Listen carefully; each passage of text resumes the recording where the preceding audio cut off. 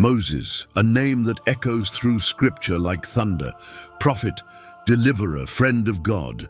But behind the Red Sea, behind the tablets of stone, behind the burning bush, there was a man, a husband, a father, and he had 2 sons. Their names, Gershom and Eliezer. In Exodus 2:22, we meet the first. She bore a son, and he named him Gershom, for he said, "I have been a stranger in a foreign land." Later, in Exodus 18:4, we hear of the second. The name of the other was Eliezer, for he said, "The God of my father was my help and delivered me from the sword of Pharaoh." These names weren't random, they were prophetic. Gershom's name was a cry of exile, Eliezer's a song of salvation, but beyond these verses, silence. While Moses rose to lead millions, confront Pharaoh, and receive divine law, his sons are barely mentioned again. Why? Some scholars believe they remained with Zipporah and Jethro in Midian while Moses returned to Egypt. Others say they were present during the Exodus, but not part of the priesthood. The priestly line would pass through Aaron, not Moses. The leadership baton would fall to Joshua, not Gershom.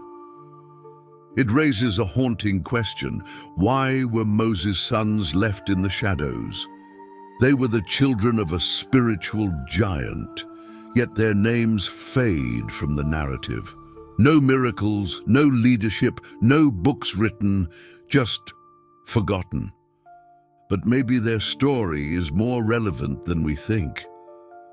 Gershom and Eliezer represent the silent heirs of a public legacy, the tension between calling and family, the reality that not all great men leave dynasties. In Judges 18:30, a Levite named Jonathan is called the son of Gershom, son of Moses, though some manuscripts say Manasseh to protect Moses' name due to Jonathan's idolatry. This could mean that Moses' descendants eventually strayed from the path, that even godly heritage is no guarantee of godly legacy. But here's the deeper truth. Moses wasn't called to build a dynasty. He was called to deliver a people. His sons weren't given the spotlight, but they were still part of the promise. Because God sees what man forgets. Lord, help us honor what is hidden, the unseen moments, the quiet sacrifices, the obedience that never seeks applause.